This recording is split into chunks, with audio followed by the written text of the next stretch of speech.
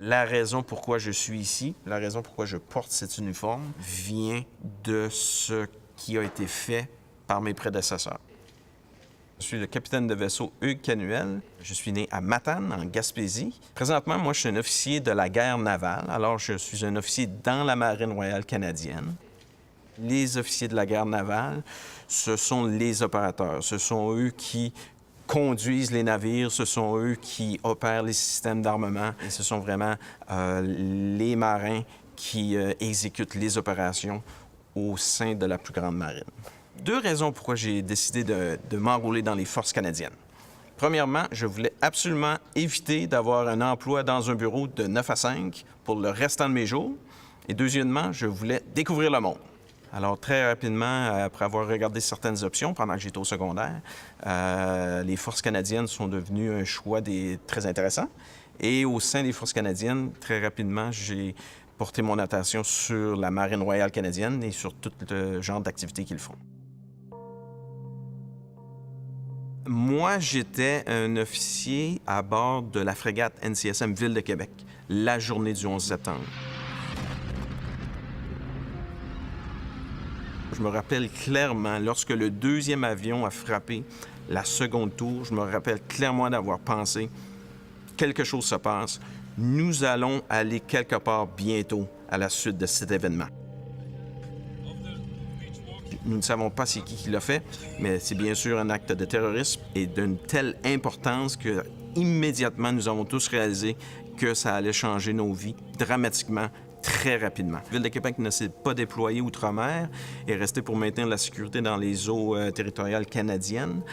Cependant, étant donné mes qualifications, ce genre de choses, ils m'ont choisi pour transférer à bord du NCSM Iroquois, qui est un destroyer et qui était le destroyer de commandement du groupe opérationnel canadien.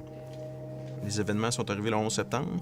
Le 10 octobre 2001, le gouvernement canadien a pris la décision d'envoyer un groupe naval dans la région et nous sommes partis d'Halifax le 17 octobre, 7 jours plus tard. Une des choses qui a été facilitée en envoyant un groupe naval canadien, c'est que même si à la mi-octobre, il y avait encore beaucoup de questions, il y avait encore beaucoup d'interrogations, quel devrait être le type de réponse des alliés occidentaux contre cette crise.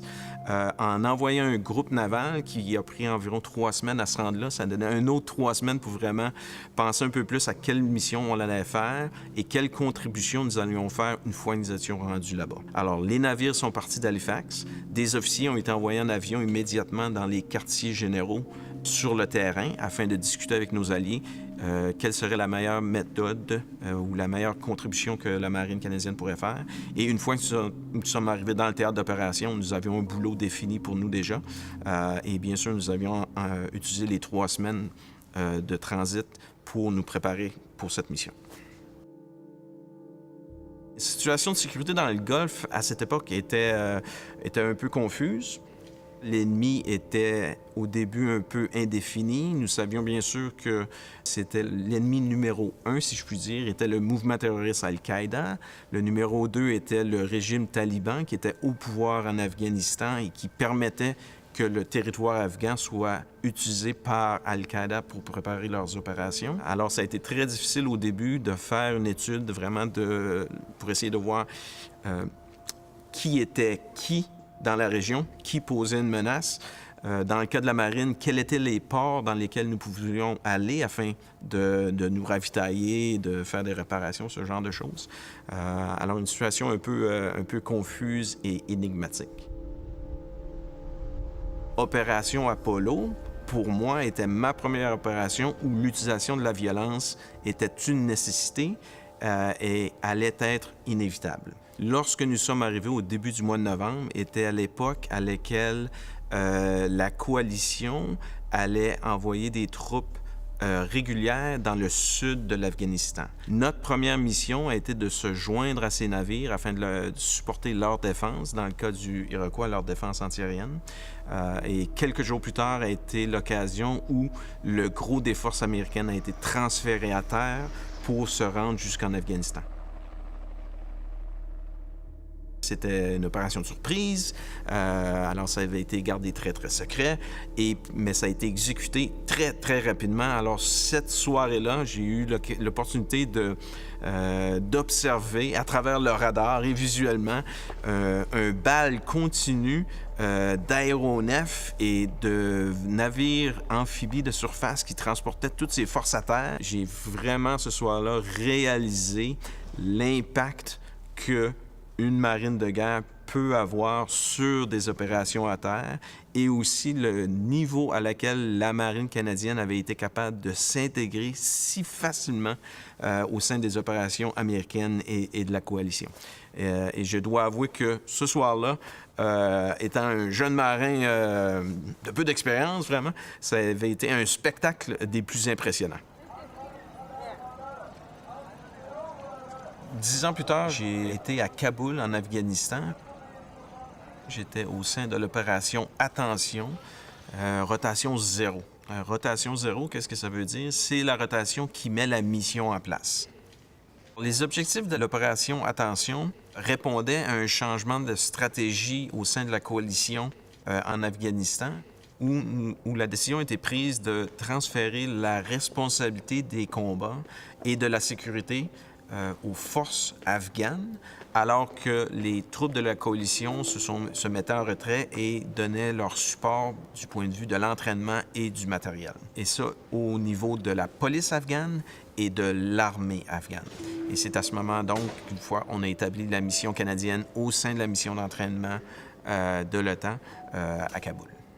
Pour moi, c'était ma première mission à terre, si je puis dire. Alors, je voulais bien sûr m'assurer que j'étais capable de transférer ou de convertir mon expérience navale dans le nouveau boulot qui m'était assigné au sein de la mission d'entraînement. Alors, c'est bien sûr que moi, comme marin, je n'étais pas là pour leur enseigner comment les techniques policières, ce genre de choses, mais ce que je faisais avec le chef d'état-major de l'organisation était de l'aider à établir des processus et des techniques de planification, de prévision budgétaire, de planification des opérations à long terme, politique du personnel, comment traiter des questions de salaire, des questions de vacances, des questions de diversité de religion au sein de la force de police qu'il y avait là-bas. Chaque jour, 8 heures par jour, avec l'individu en personne, travaillant main dans la main afin d'améliorer ce côté de leur organisation. Kaboul, été 2011, ville de contraste. Partout, les gens se promenaient, les commerces étaient ouverts, ville très dynamique. Cependant, signe de guerre, Kaboul étant la capitale, à plusieurs occasions, l'ennemi en a profité afin de conduire des attaques de haut profil. Peu d'attaques, de courte durée, mais d'un impact dramatique. Ils envoyaient des équipes suicidaires qui faisaient beaucoup de victimes, qui réussissaient à se faufiler au sein de la structure de sécurité de la ville et bien sûr essayaient d'exercer un impact qui allait attirer l'attention des médias afin de démontrer l'inefficacité du gouvernement afghan, l'inefficacité des forces de la coalition et l'inefficacité vraiment de leurs ennemis à maintenir la sécurité dans cette région. Côté afghan, question morale, très difficile. Réception très positive de notre contribution. Ils avaient besoin de notre entraînement. Ils avaient besoin du soutien matériel des nations qui contribuaient à cet effort. Ils savaient que leur pays avait besoin de plus grande sécurité, de forces mieux organisées, et eux aussi pouvaient voir que leur contribution allait faire une différence. Néanmoins, conditions de travail pour eux très difficiles. Dès que leur entraînement était terminé, ils sortaient, ils se déployaient et ils faisaient face à des conditions dramatiques, très, très dangereuses à chaque jour. Alors, d'un côté, ça rendait leur entraînement, leur intérêt dans cet entraînement très réel.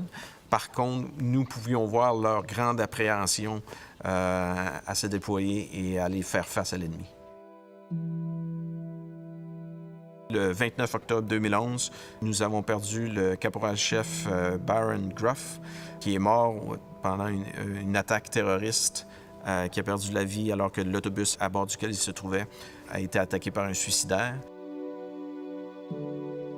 Étant décédé lors de notre mission à Kaboul, étant le dernier soldat canadien qui a perdu la vie en Afghanistan, son souvenir demeure un exemple dont tous les militaires canadiens se souviennent maintenant et qui est typique, représentatif des sacrifices qui ont été faits par tant d'autres avant lui.